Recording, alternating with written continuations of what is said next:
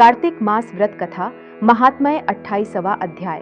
धर्मदत्त ने पूछा, मैंने सुना है कि जय और विजय भी भगवान विष्णु के द्वारपाल हैं। उन्होंने पूर्व जन्म में ऐसा कौन सा पुण्य किया था जिससे वे भगवान के समान रूप धारण करके वैकुंठ धाम के द्वारपाल हुए?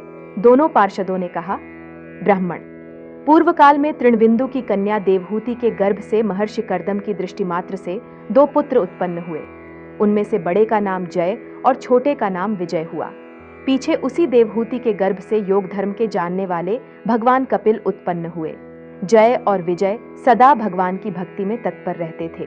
वे नित्य अष्टाक्षर मंत्र का जप और वैष्णव व्रतों का पालन करते थे। एक समय राजा मरुत्त ने उन दोनों को अपने यज्ञ में बुलाया। वहां जय ब्रह्मा बनाए गए और विजय आचार्य। उन्होंने यज्ञ की संपूर्ण विधि पूर्ण की।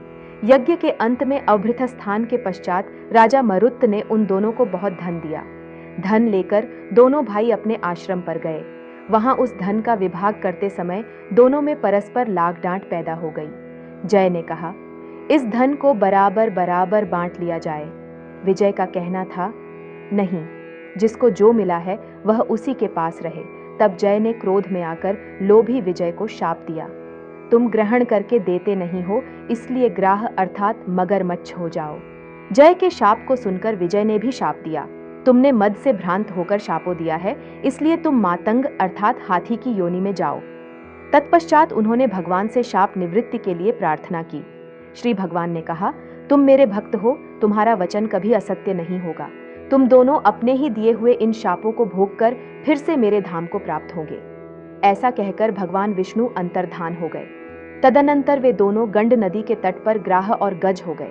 उस योनि में भी उन्हें पूर्व जन्म का स्मरण बना रहा और वे भगवान विष्णु के व्रत में तत्पर रहे। किसी समय वह गजराज कार्तिक मास में स्नान के लिए गंड नदी गया तो उस समय ग्राह ने शाप के हेतु को स्मरण करते हुए उस गज को पकड़ लिया। ग्राह से पकड़े जाने पर गजराज ने भगवान रमानाथ का स्मरण किया। तभी भगवान विष्णु शंख, चक्र और गदा धारण किए वहां प्रकट हो गए। उन्होंने चक्र चलाकर ग्राह और गजराज का उद्धार किया और उन्हें अपने ही जैसा रूप देकर वैकुंठ धाम को ले गए। तब से वह स्थान हरिक्षेत्र के नाम से प्रसिद्ध है। वे ही दोनों विश्व विख्यात जय और विजय हैं जो भगवान विष्णु के द्वारपाल हुए हैं। धर्मदत्त, तुम भी ईर्ष्या और द्वेष का त्याग करके सदैव भगवान विष्णु जी के व्रत में स्थिर रहो। समदर्शी बनो। कार्तिक, माघ और वैशाख के महीनों में सदैव प्रातःकाल स्नान करो। एकादशी व्रत के पालन में स्थिर रहो। तुलसी के बगीचे की रक्षा करते रहो। ऐसा करने से तुम भी शरीर का अंत होने पर भगवान विष्णु जी के परम पद को प्राप्त होंगे।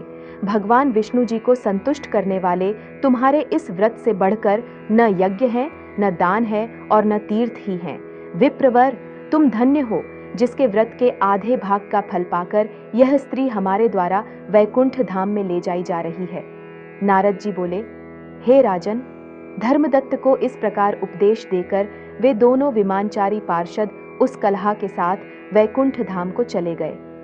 धर्मदत्त जीवन भर भगवान के व्रत में स्थिर रहे और देहावसान के बाद उन्होंने अपनी दोनों स्त्रियों के साथ वैकुंठ धाम प्राप्त कर लिया। इस प्राचीन इतिहास को जो सुनता है और सुनाता है वह जगत गुरु भगवान की कृपा से उनका सानिध्य प्राप्त कराने वाली उत्तम गति को प्राप्त करता है।